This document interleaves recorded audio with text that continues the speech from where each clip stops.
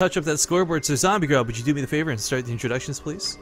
Alright, in the bottom left, very good game, but unfortunately did go down 0-1. He's going to be FXO Lucky as the Red Zerg. And his opponent in the lower right, representing Team QUantic Gaming. It is not the Reaper King, although he might be. It is QUantic's Apocalypse. So, Whirlwind, a much different map than Belshire Vestige. It's not really decided whether it's Zerg favored or Terran favored, unfortunately. Terrans, of course, can get a lot of drops. It's kind of hard to get a fourth as a Zerg player with the amount of drops and mobility that the map does lend itself to. But then again, it's so wide that the Zerg just encompasses it. There we go. Insert your mama joke. Yeah, Actually, one thing I enjoy about Whirlwind, on most matchups, and I'm talking literally every matchup except for TVZ, you look at this map, you can say, hey, big long game, awesome on the way, but it ends up being short, ends up being cheesy, or something crazy happens early on. But Terran versus Zerg, this is the only matchup I find that where this gets drawn out on Whirlwind. Yeah, it almost always does. There are, of course, you can always do the mid-game all-ins. They still work, you know, unless you're innovation and then you just micro hell-ins against them, it's fine. But it is lend itself to a lot of very long games. So yeah, it's currently 1-0 in Apocalypse's favor, and thinking back, that game was so long last game, just thinking back to what happened over the course of the game, I'm like, wow, Apocalypse actually won that after losing a dozen Hellions and all his Banshees didn't do that much. Right? He still brought it back, like, alright. That really talks leaps and bounds about like his control in that game as well, but one thing I want to point out, something that's kind of found its way to Europe quite frequently is that the most recently popularized Cat's Hatch block. Now this is one of the few maps where you can kind of afford to go command center first on the high ground. It's a little bit safer, but also you can counter your opponent typically not drone scouting you. So he's not going to get in here and do that incredibly irritating denial. Yeah, especially, you know, pretty much if you don't scout it, you're guaranteed to not have that natural for a good, like, 10 minutes or something. So, glad to see that Lucky's not doing it. Honestly, I hate it as a Terran player when I go 14cc, and it's a hatchery down there, built by the time I'm ready for it. So, Lucky just scouted, however, knows exactly how greedy his opponent is being. He's getting gas back at home, probably only going up to 100th what he did last game. You know, Whirlwind, of course, he could have tried to go for the 3 hatch before gas, but, you know, a lot of Zerg players do prefer that gas just in every situation. Yeah, the Apocalypse doing no scouting just yet, but that's perfectly acceptable. Typically, you'll want to turtle up a little more as a Terran player anyways. Turning on that aggression dial comes much later, I find. Yeah. Pretty much around 14 minutes is usually when the aggression really starts to ramp up and you see those, you know, exchanges in the middle of the map. 8-lings are once again going out for Lucky. No, 10. Yeah, do the same thing where he pulls off gas after he gets 100. So he's going to be dedicated to putting on some pressure. Can definitely apply it. The bunker going to be so far away from the ramp. If he lifts the command center, of course, there's not going to be a full wall off. I mean, this could go very well for Lucky here, guys. Yes, it could go terribly, terribly wrong for Apocalypse. I've seen a few games, at least, where you just run up to the ramp and go into the main, and the Terran player actually just loses like 10 SCVs, and it's like, alright, that happened. It's embarrassing. That's what it is. Well, actually, for the time being, just spreading out his lanes. Looking to catch some sort of crazy shenanigans. Yeah. Now that he's got them all popped, though, looks like he's going to regroup them up here at the bottom of the ramp, and yeah, this bunker, unless Reaper King gets 2 more supply depots quickly, you can just run right past this. You'll lose about 3 or 4 Zerglings, sure, but when you know your opponent, well, he doesn't know, but his opponent doesn't have a full wall off at the top of the ramp, you can go straight to the main and gut those mineral lines. Yeah, this is like a pseudo-ling all-in here. It's oh, but the wall up, it's just barely not going to be there. And speed kicks in at just the right time. Going to go for a full surround of the bunker even. Not even going to run past things here. So can shut down the natural wholly and entirely. He barely blocked off of that factory, so very lucky. Doesn't lose too many SCVs. They weren't too many down there. Does cancel the spot depots as well. Will of course have to lift. He doesn't know if there's a Baneling nest behind us, however, so the chances of Apocalypse moving down is not going to be that high. He's going to be way too scared. You know, if Lucky did have a Baneling nest behind us, he would straight up win the game right now. I want to throw that out there. There's no bunkers being thrown down. Actually, there's one at the mineral line, actually. A really intelligent choice, but there's just nothing to protect the top of this ramp. 2 Marines, 1 Hellion. But sadly, and fortunately for Apocalypse, a 3rd base is what was chosen instead. So nothing too bad. Yeah, it looks like it's going to be Hellbat drops. Not something you see too often nowadays, although they've been nerfed. But still, they're good. They do force out, of course, a reaction from the Zerg player that in itself is beneficial. Have you seen their awkward upgrades? What do you mean? Like, Hellbats, right now, like, you mouse over it, just damage plus 18. No bonus versus light. With +1 upgrades, they get, like, +1 extra damage versus light for no reason. I did not notice that. No, check it out sometime. Like, when the +1 here kicks in, you'll see they'll get bonus versus light for no reason. Like, and it goes with every upgrade. They get an additional +1 for a total of +3 at 3 weapon upgrades. Not a big game-breaking deal, but it's just weird to see that still happen. Yeah, it's funny. But okay, Hellbats will clear this out. Ling's gonna run for their lives. But the big thing is he confirms that it's Hellbats too, so we may see Lucky throwing in some static defenses. Yeah, there we go. A Spine Crawler and a Spore Crawler coming down immediately. Yeah. This is the perfect reaction, even when they were a lot better. Of course, you still need them now that they're not as They're still pretty good. They're still pretty good. Lings, though, actually have a chance against them, which is always nice for the Zerg player. But look at these 4 queens. They're going to intercept this medevac. It's already at half health. He's not even going to load them at this rate. Oh, he's going to lose the medevac, yeah, for sure. No, nothing going down here, guys. Sick reaction out of Lucky there, pulling all the queens back just in the perfect positioning. Yeah, unfortunately, Apocalypse, with showing his hand by pushing down, he couldn't wait to get like 2 medevacs and then double prong and surprise Lucky, so that doesn't do too much at all. He's still going to be doing, heavily investing into it. Of course, he's going into mechs. That's where we do see the Hellbats. I feel like it's going to be more of a standard follow-up. Usually, you could go into bio, but since they're not as powerful and they're not guaranteed like the 15 drones that they were, I think mech's going to be more popular with this opener. Yeah, and I like this going for the blue flame as well. Recognize he's going to be fighting a lot of Lings. Some players actually skip it when they expect roaches, because of course it gives you no bonus whatsoever. But look at the weapon damage of the Hellbats now that the +1's completed. Like, what is that? Hold on, okay. Yeah, okay. Black magic sorcery. The Hellbats were too reluctant to give up all of their damage, so they kept like a couple in their pockets, I guess. I wonder if Blizzard knows about this.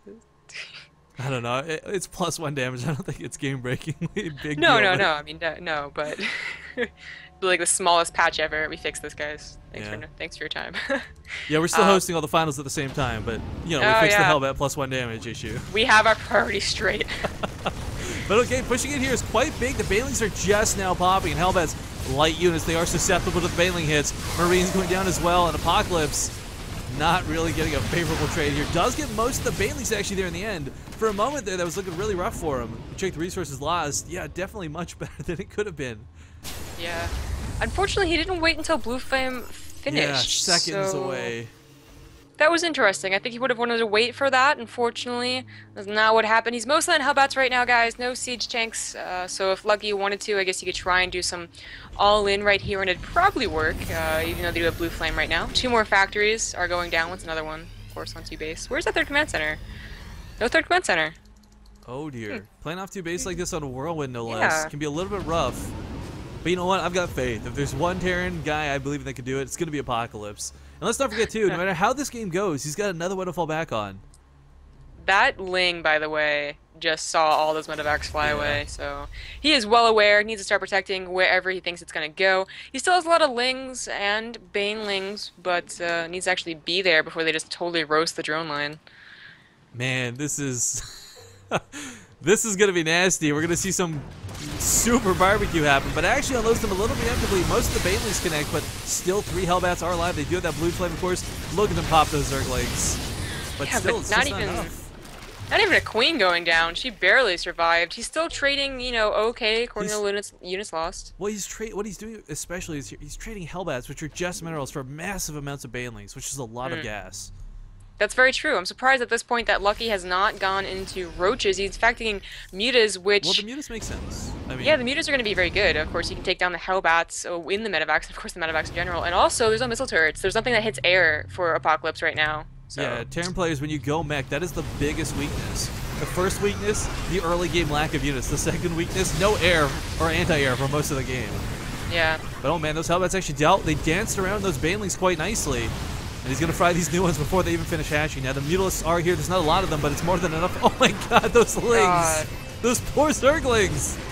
Yeah, Lifts up one. Oh, I like this move out of Apocalypse. Lifts 2 Hellbats, puts them over to the natural. He knows the 3rd base is going to get cleaned up eventually. Natural not doing too much, 3rd not doing too much. Good drone control from Lucky, even over in Korea. And he's so careful with those drones. He's trying to land on top of them, but there goes the mobility. All the medevacs are down. But another push is coming for Apocalypse. I want everyone to consider only 4 workers have been picked off for what is essentially almost 5k resources of Hellbats. Oh. This is really... I mean, he's been trading still somewhat cost-effectively due to the banelings going down, but, I mean, he's not been able to cause that economic damage that he wants to. Meanwhile, and you just really have a push or an economy.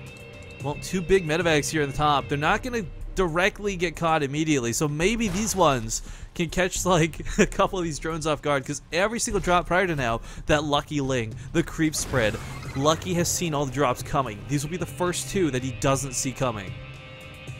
That's a good point. There's only a Spore Crawler for defense, but all the Lings are at the 3rd, so I can't imagine them doing too much.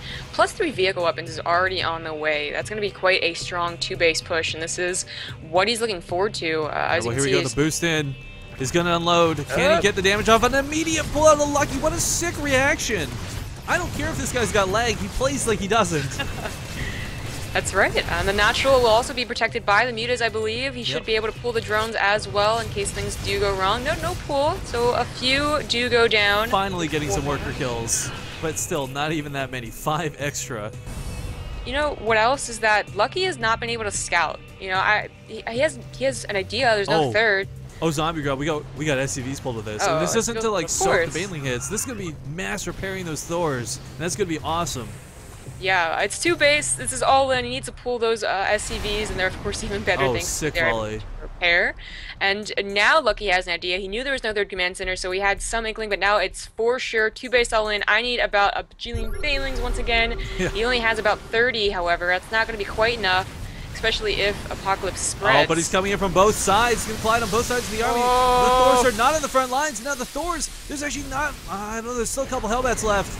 But a Ling reinforcement, a Ling remax can take out these Thors quite effectively. The SCVs are also pretty much gone. 3 Thors trying to shoot those Mutalisks down, but they are magic boxing over the first one.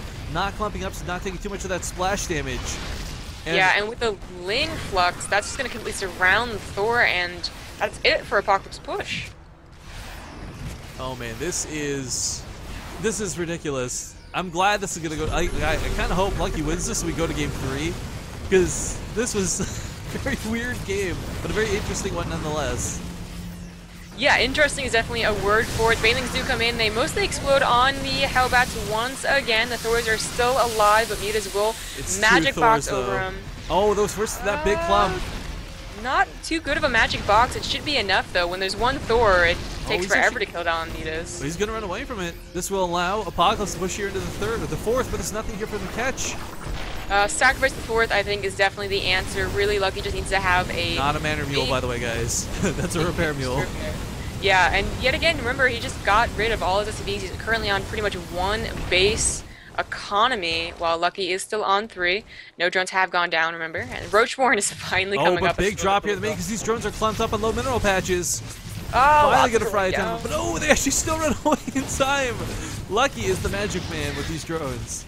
Yeah, 15 drones have gone down so far. Not so bad for a Zerg player, honestly. 59 to 33. Not so bad for the Terran. He pulled SCVs, but he still has 33, which is definitely enough for 1 base. Yeah. And remember, he can always lift up the main, which is exactly what he does.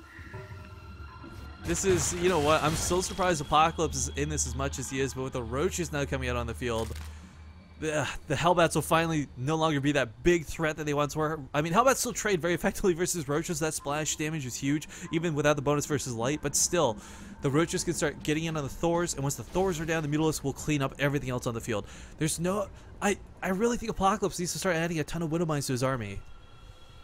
Oh, and he is. Cool. I'm not sure if you've seen a player, HTO Mario. Yeah, I have. Yeah.